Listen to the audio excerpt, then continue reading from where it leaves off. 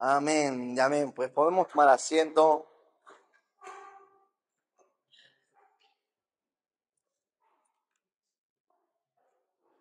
Pues estamos en epístolas de la prisión. Hemos estado hablando de Colosenses, de Filemón, de Efesios, y ya hemos terminado estos 3 libros y vamos a pasar al cuarto y último libro, carta en este caso, que escribió Pablo y mientras él estaba en la prisión, mientras estaba en la cárcel. Vamos a estar hablando de Filipenses. Estamos en la lección 10 y se titula Introducción a Filipenses. Y vamos a estar hablando específicamente y de forma exclusiva sobre los 11 primeros versículos de Filipenses. Entonces, como es un tramo cortito, vamos a leerlo todos juntos, ¿vale? Filipenses 1, del 1 al 11. Dice la palabra de Dios: Pablo y Timoteo, siervos de Jesucristo, a todos los santos en Cristo Jesús que están en Filipos, con los obispos y diáconos, gracia y paz a vosotros, de Dios nuestro Padre y del Señor Jesucristo. Doy gracias a mi Dios siempre que me acuerdo de vosotros, siempre en todas mis oraciones rogando con gozo por vosotros, por vuestra comunión en el Evangelio desde el primer día hasta ahora, estando persuadido de esto, que el que comenzó en vosotros la buena obra la perfeccionará hasta el día de Jesucristo. Como me es justo sentir esto de todos vosotros, por cuantos tengo en el corazón en mis prisiones y en la defensa y confirmación del Evangelio.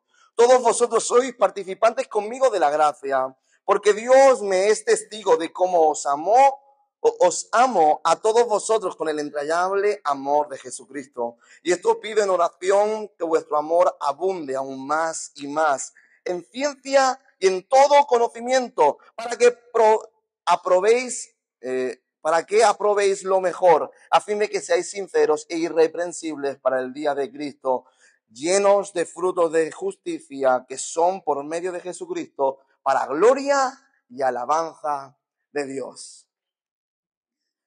La verdad que nos vamos a encontrar con un pueblo, el pueblo de Filipos, que aparentemente ha perdido la perspectiva.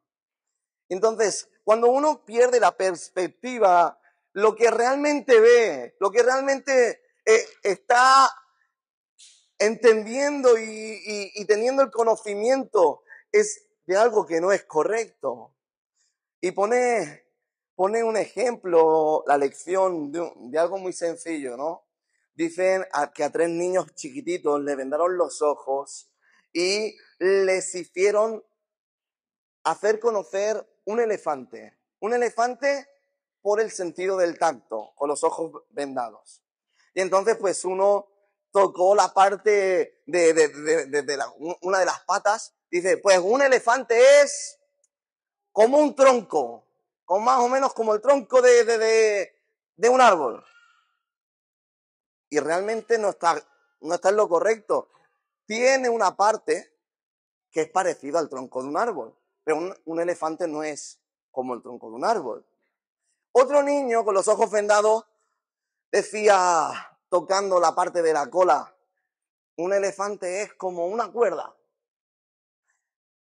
Y es verdad que parte de un elefante puede llegar a ser similar a una cuerda, pero el elefante en plenitud no es como una cuerda.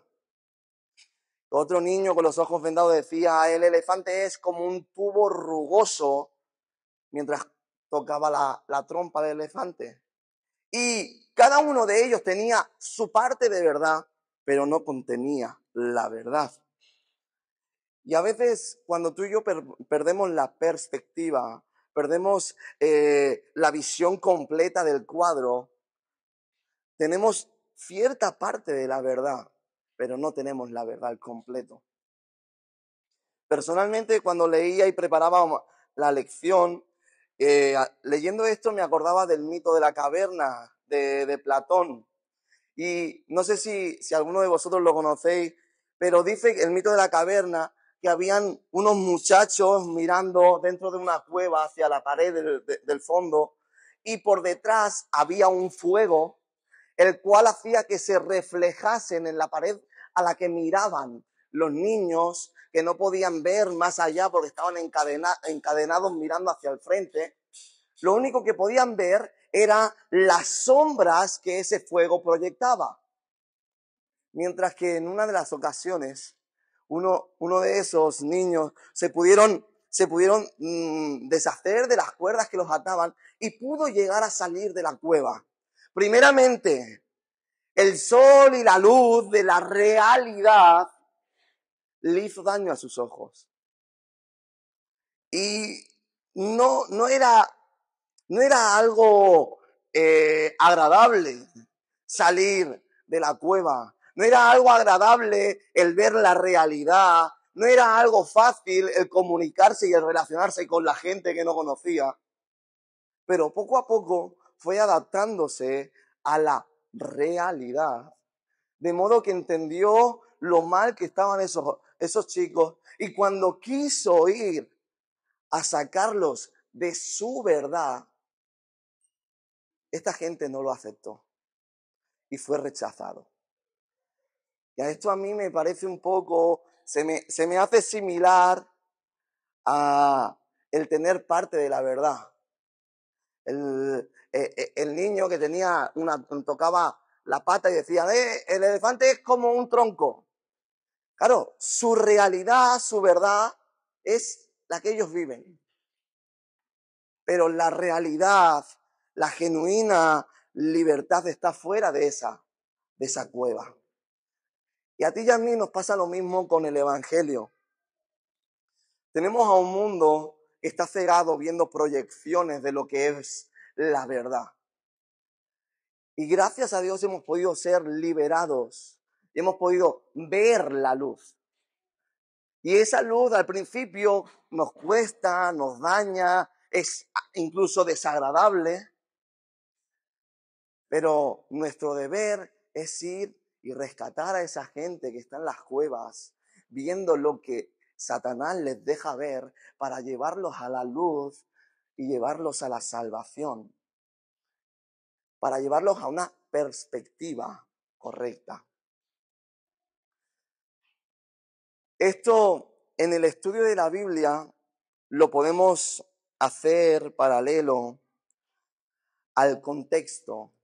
Cuando tú y yo estudiamos la Biblia, necesitamos conocer el contexto pleno de las Escrituras. Porque hay una frase muy famosa que dice, un texto fuera de contexto es un pretexto. Cuando tú sacas un versículo de lo que realmente dice todo el capítulo, todo el libro, lo que estás haciendo es un pretexto, es decir, algo que no tiene valor ninguno.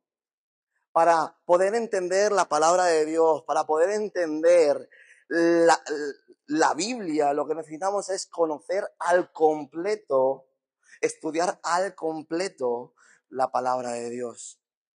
Y esto es lo que va a intentar hacer Pablo en la carta de Filipenses. Va a intentar explicar que tienen que abrir su mente, cambiar de perspectiva, dejar de mirar el árbol para ver el bosque. Y esto lo hace Pablo en medio de una situación adversa. Esto lo hace Pablo en medio de su prisión. Estando Pablo en la cárcel, estando Pablo en medio de su prisión, les va a hablar de que tener a Cristo en nuestra vida nos va a hacer cambiar de perspectiva, aún en la dificultad, en la situación adversa, incluso haciéndonos tener alegría, un gozo, regocijo, cuando nadie aparentemente lo espera de ti y de mí. Filipenses nos va a hablar de mantener la alegría, de mantener el gozo, aún en la dificultad. ¿Por qué? Porque cuando Cristo está contigo, nuestra perspectiva, nuestro contexto, nuestra realidad cambia por absoluto. Entonces, vamos a comenzar por el principio, por los asuntos que nos van a introducir hacia la carta de Filipenses. Y es que esta carta de Filipenses, la carta de Filipenses, primeramente es escrita por Pablo. Algo que todos sabemos, algo que, más que nada, porque todas las cartas de la prisión son escritas por Pablo. Lo que a veces o algunos desconocemos es que Filipenses tiene una incógnita basada en el capítulo 3, versículo 1, porque comienza diciendo, por lo demás, que si nos vamos a la palabra etimológica, a la palabra del original, realmente está diciendo para finalizar, pero no finaliza ahí. Continúa escribiendo más. Y entonces, algunos dicen que puede ser que esto sea la primera parte y luego se le juntó, que puede ser que hayan otras partes que no conocemos, aunque lo que nosotros como iglesia creemos, aunque la gran mayoría piensa, es que Pablo en este punto se marcó un tanto como predicador. ¿Cuántas veces habéis escuchado al pastor? Y con esto termino. Y no termina el tío. No termina hasta dentro de 20 minutos, media hora. ¿Y cuántas veces yo he escuchado a predicadores terminar 4 o 5 veces? Y la gran mayoría de estudiosos piensan que iba a terminar ahí, pero el Espíritu Santo le dio más para escribir y continuó escribiendo. Y no es que sea una parte, sino que es toda una carta, pero donde él pensaba que iba a terminar, el Espíritu Santo influyó más. Y lo importante, también muy importante para poder entender la carta de Filipenses, es entender la importancia, la relevancia que tenía la ciudad de Filipos y las personas de la iglesia de Filipos para Pablo. Filipos era una ciudad importante del mundo antiguo romano que estaba situada al noreste de Grecia. Juntaba dos mares, el Egeo y el Adriático. Eso hacía que hubiese una gran cantidad de personas paseándose por su ciudad sin ser de su ciudad. Y eso lleva a que barcos, o sea, que hubiese un puerto donde atracaban barcos que venían de haber estado trabajando. Eso hacía tener un puerto importante con gran cantidad de negocio y mercancía. Y yo no sé si tú te has parado a pensar por qué cuando vas a Barcelona ves tanta gente rara. ¿Sabes por qué ves tanta gente rara en Barcelona? Porque hay más gente.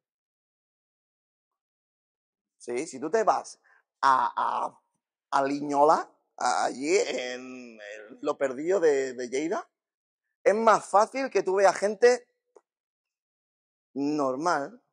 Pero si tú te vas a una gran ciudad, a una ciudad importante como Barcelona, vas a ver a gente normal, pero que pasa desapercibida. Pero la gente rara no pasa desapercibida. Y eso pasa en Barcelona y pasaba en Filipos. Había gente de toda clase. Y donde hay mucha gente, hay mucho pecado. Hay gran cantidad de pecado. Y Filipos era una ciudad con gran necesidad. Filipos era una ciudad donde no habían muchos judíos, donde políticamente se regían por todas las normas romanas y eran considerados ciudadanos romanos, por lo que tenían todos los derechos de los romanos, y religiosamente se daba lo normal. Lo normal, donde había mucha gente, había muchas religiones, había un politeísmo, una diversidad pagana muy amplia dentro de su población. Filipos era una de las ciudades que Pablo visitó en su segundo viaje misionero, aproximadamente unos 10 años antes de escribir la carta. En ese viaje misionero, Pablo tenía la intención, dice en el libro de Hechos, tenía la intención de ir hacia Asia Menor. Pero en la primera ocasión donde quiere ir hacia Asia Menor, Dios lo impide. Y una vez Dios lo redirige, él vuelve a tener la intención, las ganas de ir hacia Asia Menor. Dios lo vuelve a impedir a través de un sueño, donde Pablo sueña con un hombre macedonio, entendiendo que tenía que ir hacia Macedonia. Y entonces en el viaje hacia Macedonia pasa por la ciudad de Filipos. Y en Filipos se encuentra una ciudad, como hemos dicho, con gran necesidad espiritual, muy pagana, donde su gran mayoría de población es gentil y no conoce el Evangelio. Y van a haber tres eventos que van a propagar o a iniciar, a dar pie a la iglesia que luego se generaría en Filipos. Allí no había sinagoga, allí no había cristianismo. Y esos tres eventos, esas tres experiencias, son la primera de todas con Livia. Livia era una vendedora, una mujer de negocios que se convirtió al Evangelio y es considerada por la historia como la primera evangelista, porque fue después de haber conocido, recorriendo toda la ciudad, dando a conocer el Evangelio de salvación. Ese evento cambió. Es como pensar en alguien de gran relevancia e importancia en nuestro país. Por ejemplo, yo qué sé, vamos a pensar en alguien de negocios, el dueño de Zara o algo así, que se convierta, pero que no se calle, que no profese fe a su manera y tranquilo, sino que comienza a predicar. Y donde va, predica. Y donde va, habla de Cristo. Y donde va, anuncia las buenas nuevas. Ese tipo de personas tienen un alcance que tú y que yo no tenemos. Y eso hizo que la conversión de Livia, marcase un antes y un después para la ciudad de Filipos. El segundo evento, la segunda experiencia que marcó un antes y un después en la ciudad de Filipos fue la liberación de una muchacha que estaba endemoniada por un espíritu de adivinación. No sé si conocéis la historia, pero dice en Hechos que mientras pasaban por la ciudad, había una muchacha que no les dejaba predicar, que les estaba dando la tarde mientras ellos estaban intentando evangelizar.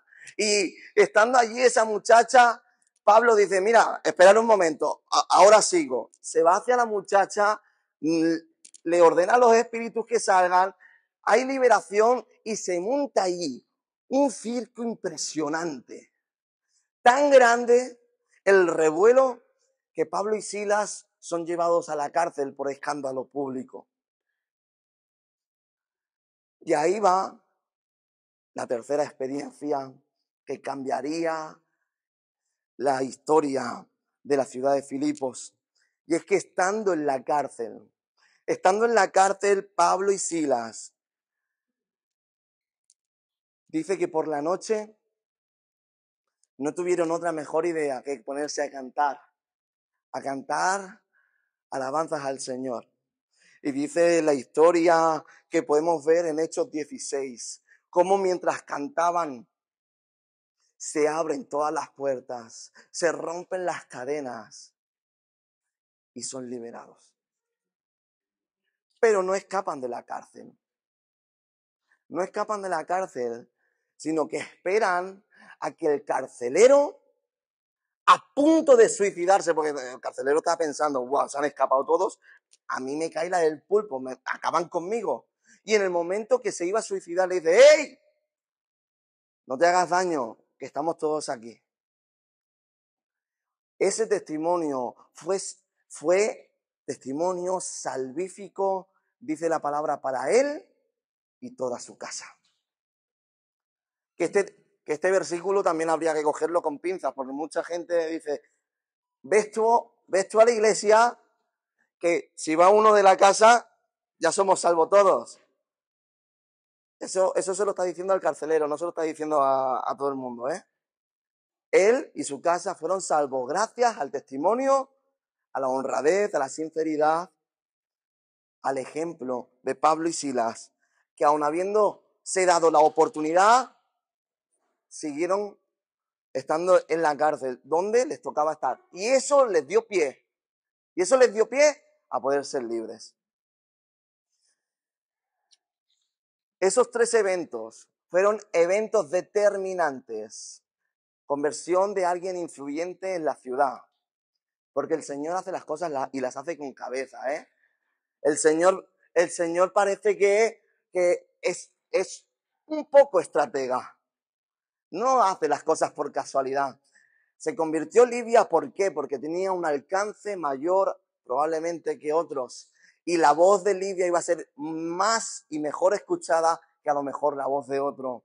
Luego tenemos a la muchacha endemoniada, que era conocida en la ciudad y su liberación provocó un revuelo, pero a la vez que provocó un revuelo, provocó un testimonio de que hay un Dios que libera aún. Y a la vez, el terremoto, liberación y salvación del carcelero provocó que algo en el ambiente de Filipos se rompiese. Estos acontecimientos hacen que la congregación de Filipos sea especial para Pablo. Acontecimientos diferentes, maravillas, milagros, que hacen que Filipos sea una ciudad especial en el corazón de Pablo. Por lo que podemos ver o podemos llegar a entender, Lucas, el médico, el escritor de San Lucas, de Hechos, se quedó pastoreando aquella congregación. Y esto es por una conclusión un poco quizás simple, pero también lo podemos ver a lo largo de la historia, desde Hechos 16, donde a lo largo de todo Hechos ha ido hablando de nosotros hicimos esto, nosotros hicimos lo otro. ¿Por qué? Porque era parte del cuerpo ministerial que iba en los viajes misioneros desde el 16 hasta el 20. Precisamente en el 16 está hablando de Filipos, hasta el 20 no se vuelve a hablar de nosotros. Habla de Pablo, habla de Silas, habla de diferentes personajes, pero no habla de nosotros, no se incluye. Y se sobreentiende que es porque después de haber pasado por Filipos, se queda en Filipos llevando a cabo la tarea de pastorear aquella iglesia. También podemos reconocer, honrar que la iglesia de Filipos era especial porque había un interés mutuo. Había un interés, una relación más íntima que con otras iglesias para la vida de Pablo.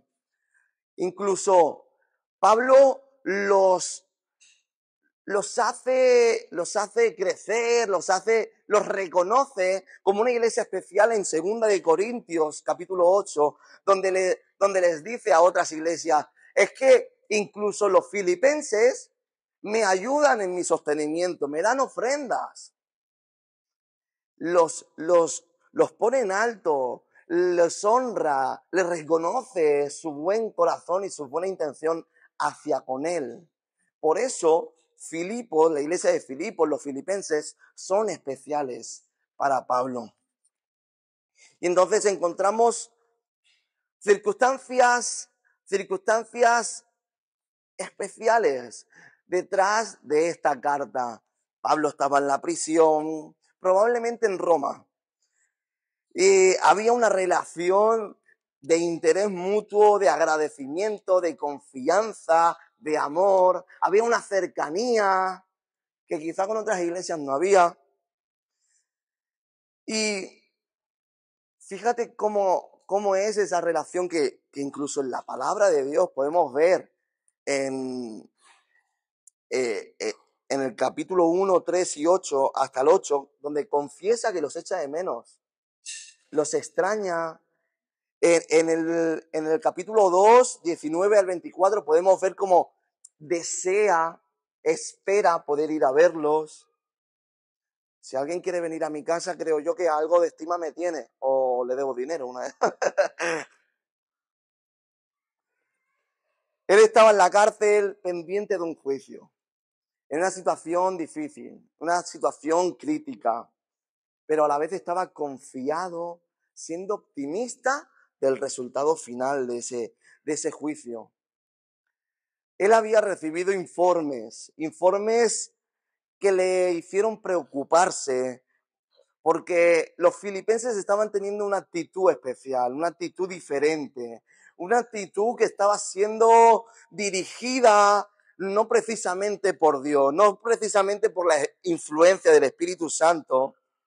Y es que algunos de los miembros de la iglesia estaban siendo más egoístas de lo que deberían ser.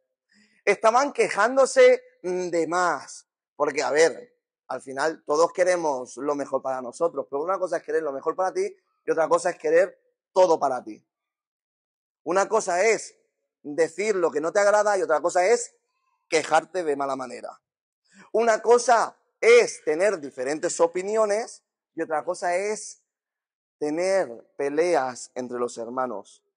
Y le habían llegado informes de que todo esto estaba sucediendo en la iglesia de Filipos. Y es aquí donde, preocupado, sobre todo por las diferentes opiniones, es movido a escribir una carta. Y aquí vamos a hacer un parón, un énfasis. Y es que en la iglesia del Señor no deberían haber diferentes opiniones, no deberían haber diferentes puntos doctrinales diferentes, pero mucho menos en una iglesia local. Podemos ver, por ejemplo, cómo en la iglesia universal, todos los cristianos del mundo, todos aquellos que nos consideramos hijos de Dios, podemos ver cómo hay un gran sector que son los pentecostales, como tú y como yo, como esta iglesia. Otro gran sector que son denominados como bautistas. Otro gran sector que son los hermanos. Y son grandes denominaciones que se dirigen por unos mismos puntos doctrinales y se diferencian los unos de los otros. Pero aún habiendo ciertas diferencias, no dejamos de ser hermanos, no dejamos de ser hijos de Dios. Y por eso, y precisamente por eso, al haber diferencia de opinión, se generan estas denominaciones que llamamos. Ahora, siempre está el típico que dice, pero eso no debería existir. Ya lo sé que no debería existir. Eso está clarísimo. No deberían haber diferencias entre los cristianos. Claro que no, porque la Biblia es una y es la misma para todos. Por lo tanto, todos deberíamos llegar a la misma conclusión. Pero, ¿sabes qué? Tú y yo somos de tu padre y de tu madre, de mi padre y de mi madre. Tú eres de tu casa, yo soy de la mía.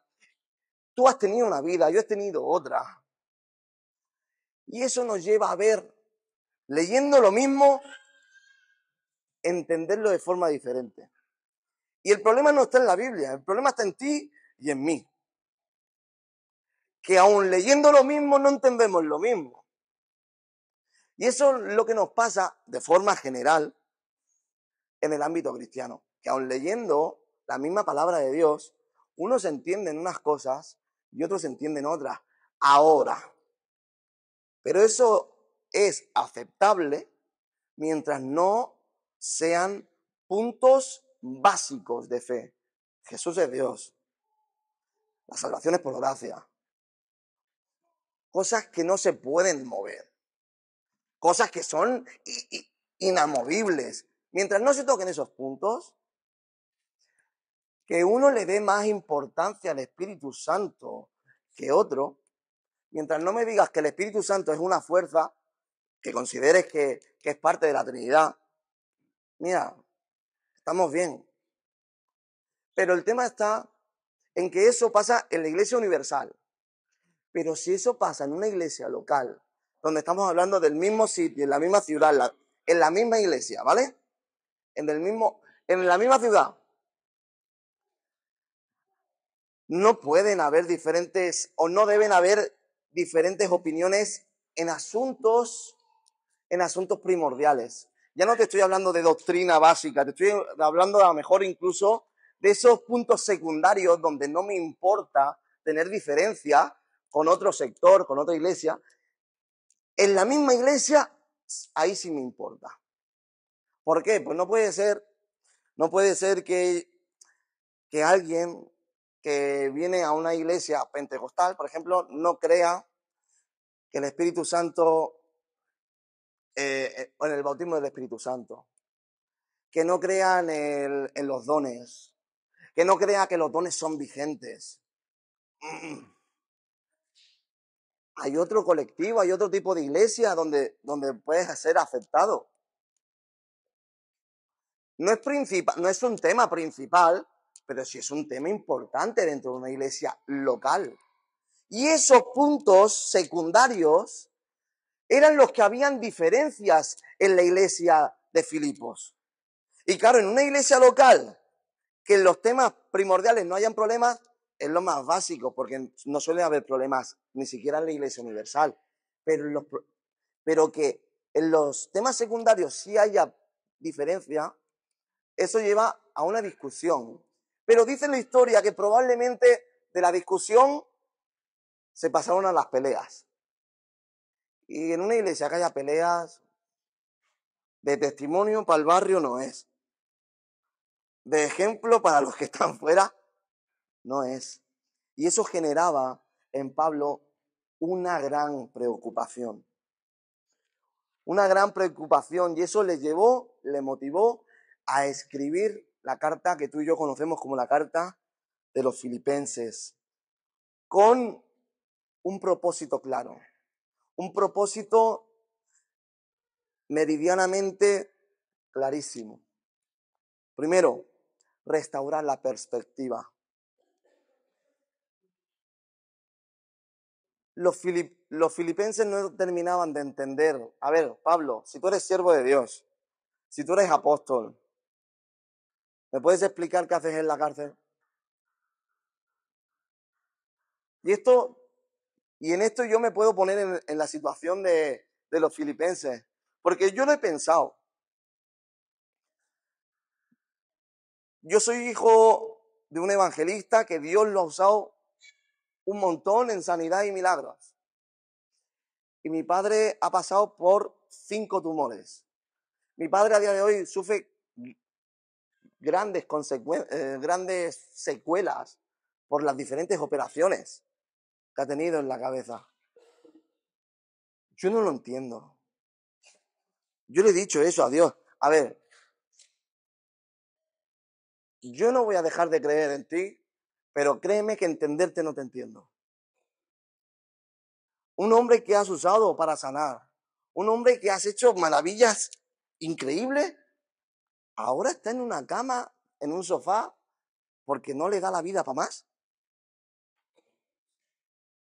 Tienes un sentido del humor que yo no termino de reírme contigo.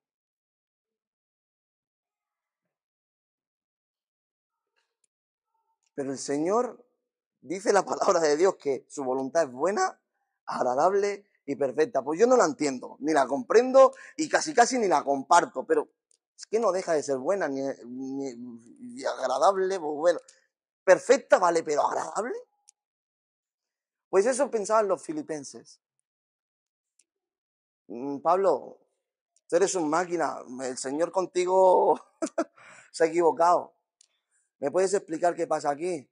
Y eso les llevaba a tener disputas y la intención de Pablo con esta carta era restaurar, reequilibrar la perspectiva, que dejasen de ver el árbol para poder ver el bosque, dejar de ver el problema para poder ver la obra de Dios. Y es ahí donde Pablo les comienza a decir, ¿no os dais cuenta que esto es una oportunidad para poder extender el evangelio? El que estaba en la cárcel, el que estaba pasándolo mal, diciéndoles a los que están en su casa cómodos, ¿no os dais cuenta que esto es una oportunidad? ¿No os dais cuenta que esto es voluntad buena, agradable y perfecta de Dios? Y es que, aunque tú no lo entiendas, y aunque no lo comprendas, y aunque no lo compartas, la voluntad de Dios sigue siendo buena, agradable y perfecta. Y tienes que dejar de focalizarte en el problema, dejar de focalizarte en la situación para comenzar a ver el plan de Dios. Dejar de ver el hoy para ver a lo que me lleva el hoy. Y es que, al igual que le pasaba a Pablo, al igual que le pasó a los filipenses, tú y yo en un montón de ocasiones dejamos de ver el plan de Dios, dejamos de ver las maravillas de Dios para centrarnos en el problema. Es que ese me ha mirado mal. Es que me ha contestado y me ha dicho, y nos hacen perdernos una cantidad de bendiciones del Señor porque no estamos centrados en lo que el Señor quiere y ha preparado para nosotras, sino que estamos centralizados en, ay, es que han dejado una botella aquí, han dejado aquí una botella, los guarros, cógela, tírala y sigue recibiendo del Señor.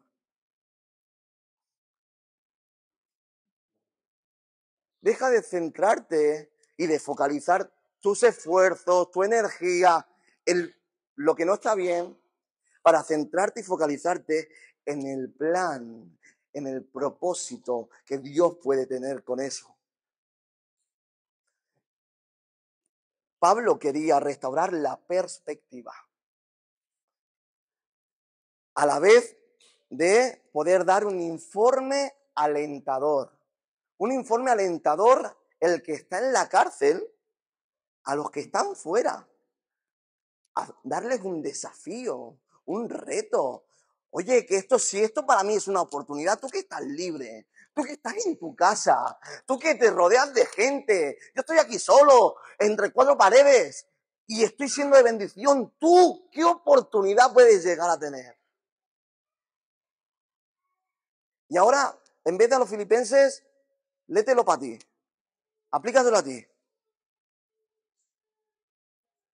Pablo desde la cárcel escribió una carta a los colosenses, a Filemón, a los efesios y a los filipenses. Colosa, Filipos, Éfeso y Filemón.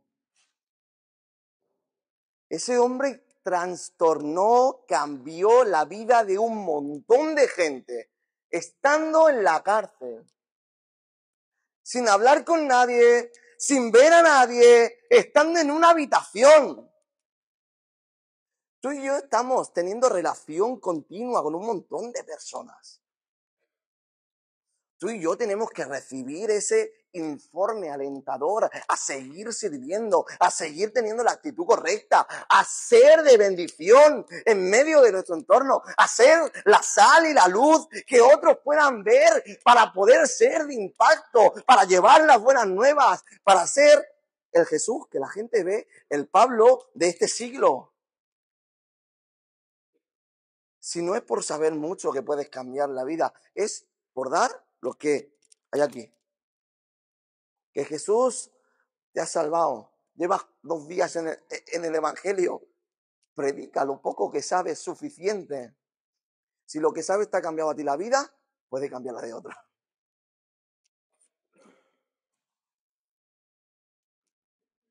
También tenía un propósito de poder advertir sobre la actitud correcta. Se estaban dejando influenciar por voces, por conocimientos que no era el correcto, y les da la advertencia a ser llenos del conocimiento correcto. Les habla de tener que ser uno, de la unidad. La iglesia de Dios tiene que estar unida. Tenemos que ir a una, en un mismo sentido, con un mismo plan, una misma meta. Dice, y en esto conocerán que sois mis discípulos, Juan 13, en el amor los unos con los otros. Pero es que el amor va a generar unidad. Y cuando hay unidad, hay ejemplo, hay testimonio de que Dios vive y reina. Y también tiene un último propósito, la carta de Filipenses, y es ser agradecido. Ser agradecido por todo lo que han hecho. Y se va a centrar, va a tener dos temas principales. Dos temas principales, y es que siendo una de las cartas de la prisión, va a ser la carta conocida como la carta del gozo. La carta del gozo. Más de 16 veces se menciona gozo, regocijo, regocijaos. Podemos ver como en el capítulo 1, versículo 4, es decir, al principio, dice, siempre en todas mis oraciones rogando con gozo por todos vosotros. Comienza hablando del gozo, pero en el capítulo 4, es decir, al final, versículo 4 también, vamos a ver cómo dice, regocijaos en el Señor siempre. Otra vez os digo, regocijaos. Comienza hablando del gozo, estando en la cárcel, y termina alentando, retando, desafiando a vivir en el gozo siempre. Y otra vez os digo, por si no te había quedado claro, en el siempre, dice, otra vez te digo, regocijaos. El regocijo, el gozo de Pablo no nace de la situación, no nace de estar preso. Pablo no era sadomasoquista o como se diga. No. Pablo estaba gozoso, ¿sabéis por qué? De lo que fluía y nacía de dentro. En la cárcel seguramente, por bien que estés, estás mejor fuera. En la cárcel, aunque él era ciudadano romano y por eso tenía un derecho a estar en una mejor cárcel, en una mejor condición. Pero con todo y eso, tenía mejor vida afuera. Eso, la situación que vivía Pablo seguramente no era el motivo de gozo, sino que lo que le motivaba a estar gozoso, lo que le motivaba a seguir con alegría, era lo que nacía de dentro, de lo espiritual. Porque lo que había afuera, lo externo, solamente hablaba de desgracia, solamente era tristeza, era sufrimiento, era amargura. Pero el regocijo, el gozo de la salvación, el saber que esto es pasajero, que lo importante es lo eterno, que esto, lo que él estaba viviendo era cíclico, momentáneo, puntual. Pero es que además le estaba haciendo de oportunidad para la extensión del reino. Y esto es lo que tenemos que comenzar a visualizar tú y yo. Lo que tenemos que comenzar a hacer tú y yo. Dejar de poner nuestra mirada en la situación para comenzar a ver el cuadro completo, la obra completa.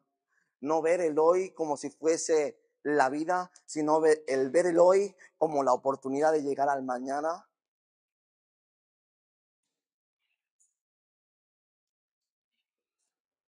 Y esto lo predicaba Dante Gebel en en una predicación.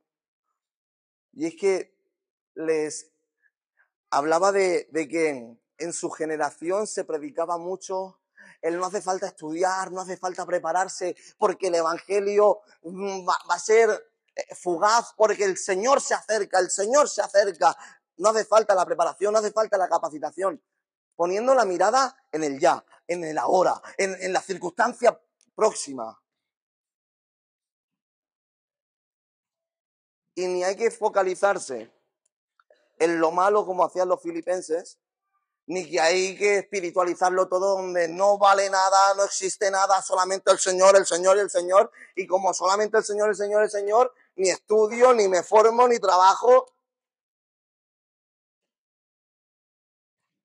Hay que vivir para el Señor. Pero es que vivimos para el Señor en esta tierra. Y para tener un buen trabajo hay que prepararse. Y para vivir en esta tierra hay que tener ciertos modales, cierta educación. Y lo que no podemos hacer del Evangelio es una secta donde esto es para nosotros, y nada más que nos entendemos entre nosotros porque solamente sabemos vivir con los que son como nosotros. Y eso no es así. Tenemos que dejar de mirar el ahora, el ya, el día de hoy, el problema de hoy, para comenzar a ver el cuadro completo, la obra completa. Y si tenemos que prepararnos y capacitarnos, tener que prepararnos y capacitarnos. Es que yo no soy de estudiar. Bueno, uno se hace a estudiar. No hemos nacido ninguno para estudiar, pero si estudias, aprende a estudiar.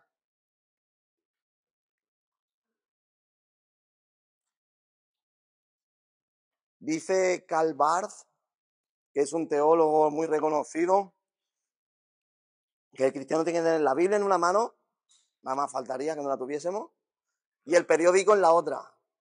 Tenemos que estar preparados en ambos ámbitos, bíblicamente y secularmente. ¿Cómo vamos a saber lo que está por venir si no conocemos la palabra del Señor? Pero ¿cómo vamos a saber que el Señor está cerca si no conocemos lo que está pasando en el mundo?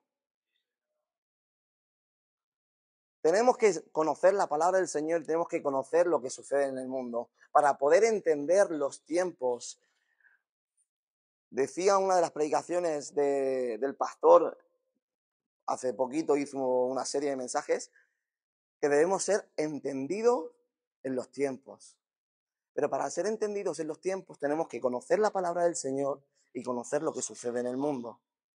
Y tú y yo tenemos que ser más como Pablo, dejar de ver el problema para ver la oportunidad y estar gozosos en toda situación.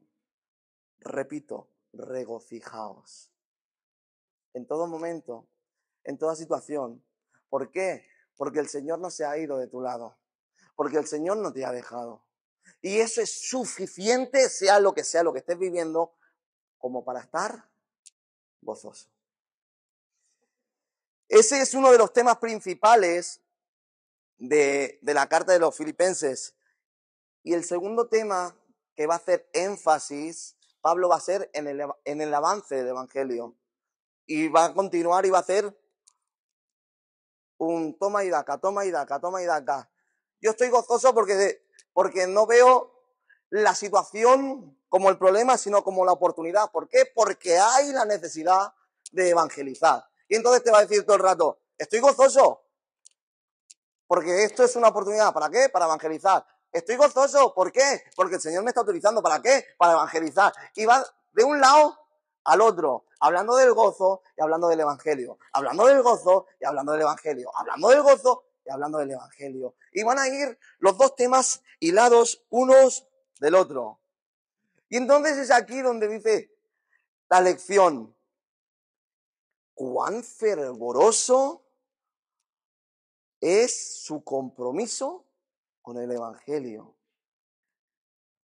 Y lo pone ahí como si fuese... Cuán fervoroso es su compromiso con el Evangelio. Porque da igual la situación, da igual el problema. Él estaba comprometido con su ministerio. Él estaba comprometido con su Dios. Él estaba comprometido con el Evangelio. Él estaba comprometido con la extensión de la salvación en el mundo. Y ahora, yo me pregunto, ¿cómo de comprometidos estamos tú y yo?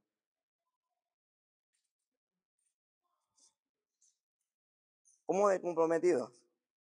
El tener que echar media hora más en el trabajo es suficiente como para decir, es que voy a llegar a reventar a la casa, no me voy a la iglesia hoy, que estoy destrozado. Porque he llegado media hora más tarde a casa.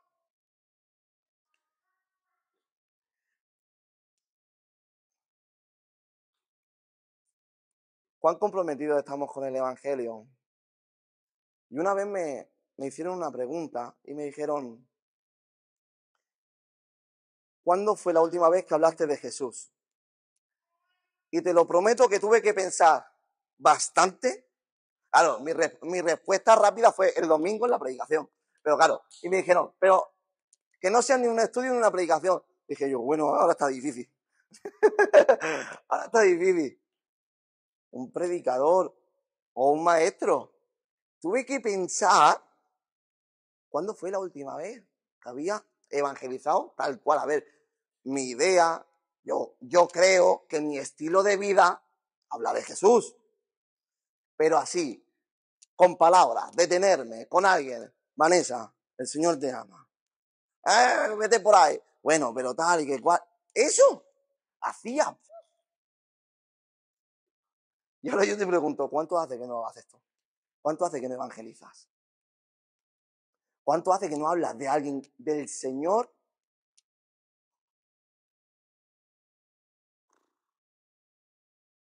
Pues a Pablo no le hacía falta ni ver a la gente. Por carta.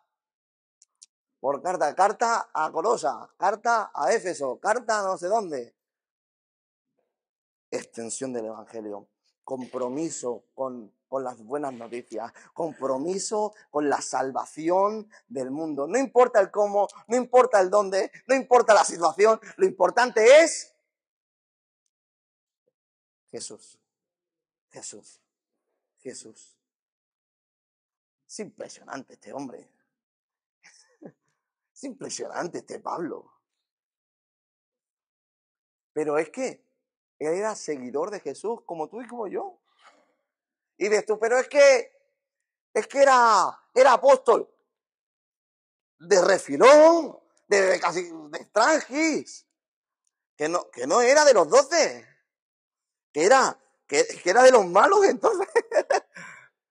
Que cuando Jesús estaba en la tierra, era de los malos este hombre. Él perseguía a los cristianos. Él hacía daño, maltrataba, incluso llegó a supervisar la muerte de uno de los que predicaban el Evangelio. Pero el mensaje de salvación lo alcanzó y como lo alcanzó a él, quiso que ese mensaje lo conociese todo el mundo. Y no importaba si estaba en la cárcel, no importaba si le mordía una víbora, no importaba si el barco naufragaba, no le importaba nada, porque lo importante era el Evangelio, el Evangelio y el Evangelio. ¿Cómo de comprometidos estamos tú y yo? ¿Cuán importante es para nosotros la extensión del Evangelio? Porque a veces hemos entendido el Evangelio como la salvación de mi vida. El resto ya, que se apañe.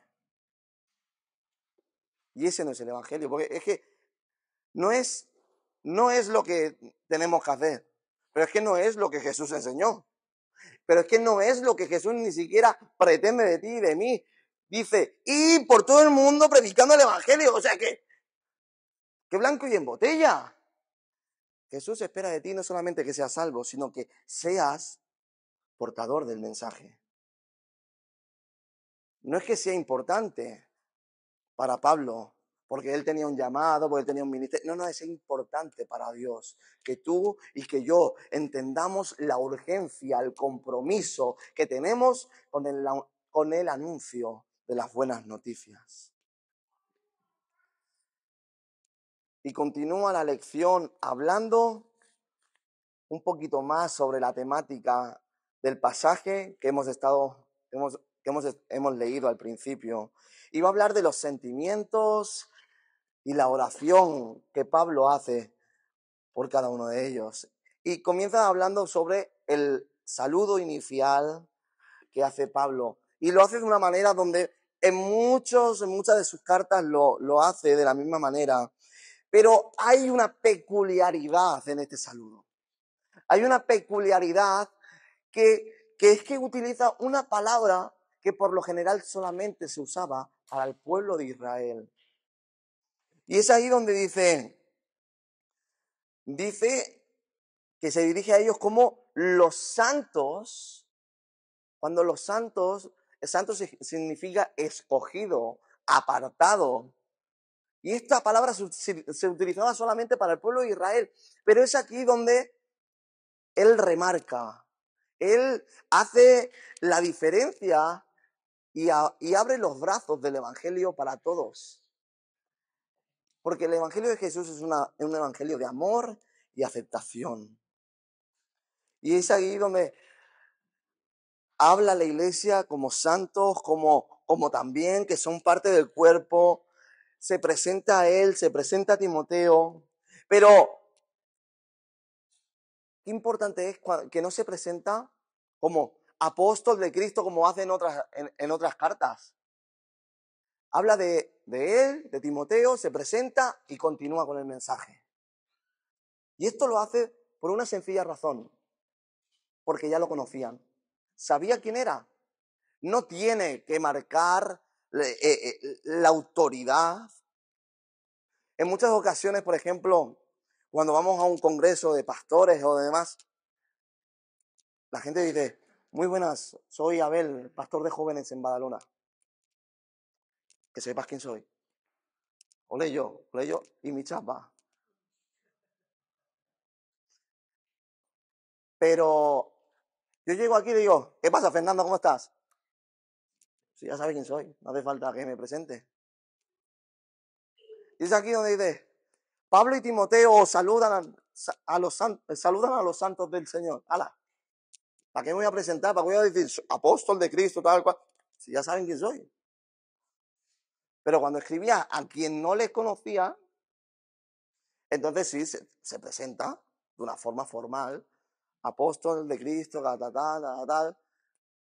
Claro, en aquel momento la forma de transmitir información era a través de las cartas. Llegaba cartas de apóstol, apóstol qué, apóstol Perico los Palotes, y dices tú, pues vale, porque te vaya bien, Perico. Pero si te llega apóstol Pablo, dice, vamos a sentarnos a ver qué dice el apóstol Pablo. Pero a quien ya le conoce, ya no me presento. Digo, ¿qué pasa, tío?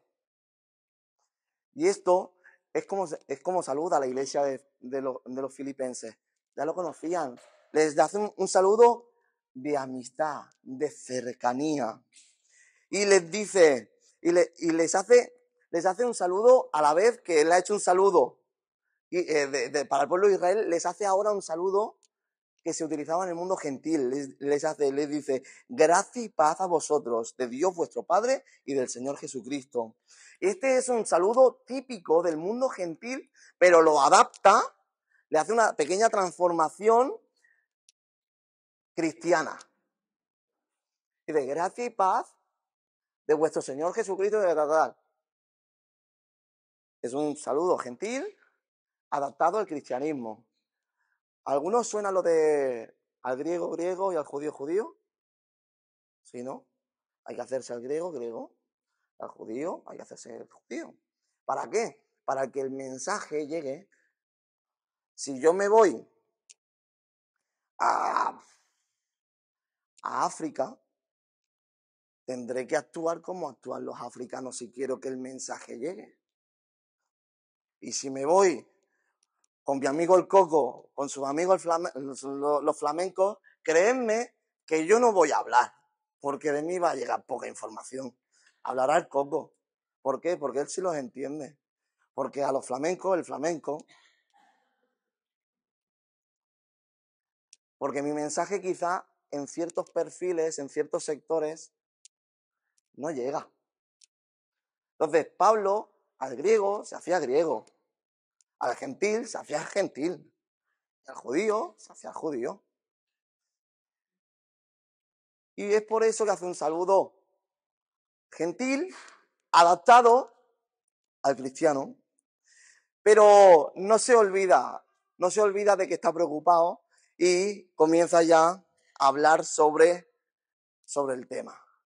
Y les va a decir que se está preocupando mucho por ellos, que no está bien por dónde van, que tienen que gozarse en el Señor, que no importan los problemas, que hay una urgencia en el Evangelio. Y entonces, pero antes de darles toda esta reprimenda / advertencia, les va a dar gracias por lo buenos que son. Les va a dar gracias por lo bien que se han portado con él. Y les va a decir, gracias por vuestra amistad, por vuestro compañerismo, porque habéis sido una bendición para mí. Ahora que sepáis que hay cosas que hay que mejorar, que hay cosas que hay que ponerse las pilas, que no está bien que os discutáis, que hay que estar más unidos, que hay que amarse los unos a los otros. Y es entonces donde, entre el amor y la unidad, habla de un concepto, ahí sí lo conoces, amistad. Y es verdad que dentro de la iglesia somos hermanos, pero tenemos la necesidad de tener amigos. Porque el amigo en el camino te va a ayudar. Dice Proverbios 17, que el amigo es más que un hermano en el tiempo de angustia. Mira, hace un rato estaba preparando el mensaje para una boda, que este fin de semana tengo que casar a unos amigos. Y hay un apartado donde voy a hablar de las damas de honor y los caballeros de honor. Y precisamente estaba preparando y estaba hablando de eso, de la importancia de las personas que nos acompañan en el camino, que están en las buenas, que están en las malas, y que a veces esos amigos, con sus consejos, con su escucha activa, van a hacer más que a lo mejor el pastor. No porque el pastor no quiera hacer, no porque el pastor, pero porque vas a estar mucho más tiempo, vas a estar mucho más cerca y vas a estar más, a veces más atento a lo que te diga tu amigo que te conoce de verdad, a lo mejor que te diga un ministerio, un líder. Y yo personalmente honro, después de 3 años en Córdoba, con un montón de ministerios que a día de hoy son ministros, al igual que yo estoy trabajando en esta iglesia, en el seminario habíamos más de 60 personas. A día de hoy están pastoreando algunos, otros están sirviendo en otras iglesias. Gente que ama al Señor de verdad. Y yo, lamentablemente, gracias al Señor, pues lamentablemente que solamente tenga una gran amiga de 60 personas. Pero doy gracias al Señor por esa gran amiga. Y es raro quizás, o es extraño que sea amiga y no amigo, pero la Dina lo sabe, ¿eh?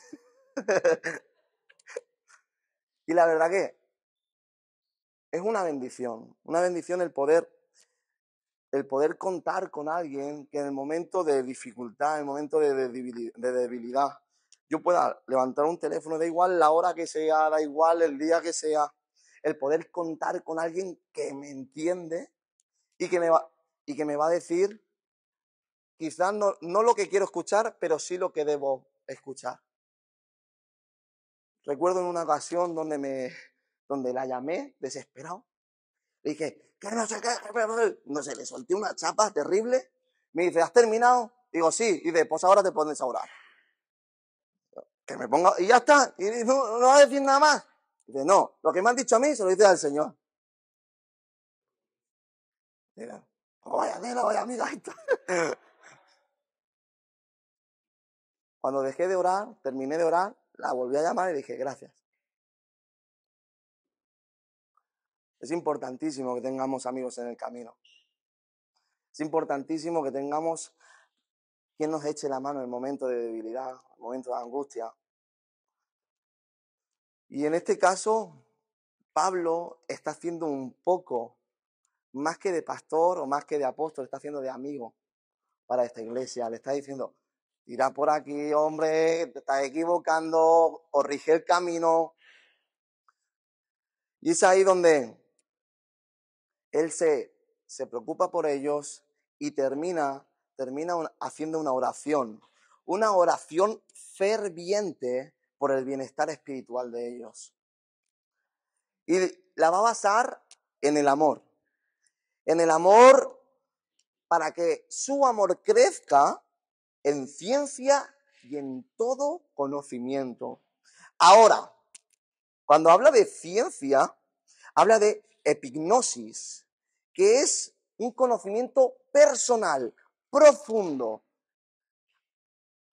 que si el mío es mío, y yo por mucho conocimiento epignosis que tenga, por mucho que se lo diga a la Susana se va a quedar a cuadros. ¿Por qué? Porque es mío, es personal. Dice, crecer de forma personal en el conocimiento del Señor. Y esto solamente se puede hacer de forma personal. Cerrada la puerta, en lo secreto, donde tú y Dios y nadie más está. Para tú y yo estar tan centrados como Pablo, para no caer en el error que cayeron los filipenses, tenemos que cerrar la puerta, centrarnos en epignosis, conocimiento personal de quién es Dios. Y esto nos va a llevar a un resultado. Y el resultado es, primero, discernir qué es lo mejor. Discernir qué camino es el correcto. El segundo paso va a ser prepararnos, capacitarnos, equipar la mochila. Y esto me parece un poco de chiste, pero ¿sabéis por qué Dora la exploradora saca el mapa, saca la botella y saca todo eso? ¿Lo sabéis por qué? Porque lo lleva en la mochila. Si no llevase botella, no sacaría botella. Si no llevase mapa, no llevaría mapa. Si tú no tienes recursos bíblicos, no puedes usar recursos bíblicos. Aquí algunos estáis pensando aún en la Dora exploradora. No, quédate con el mensaje que te estoy dando. Cuando tengas sed, ¿sabes cuándo vas a poder beber agua? Cuando lleves agua. Cuando necesites conocimiento bíblico para defender tu fe, ¿sabes cuándo lo vas a poder sacar? Cuando lo tengas. Si tú no lees la Biblia, si tú no pasas tiempos a solas con Dios, es imposible que puedas defender tu fe con argumentos firmes, porque no los tienes. Es necesario que estemos equipados, preparados, capacitados para poder usar los recursos.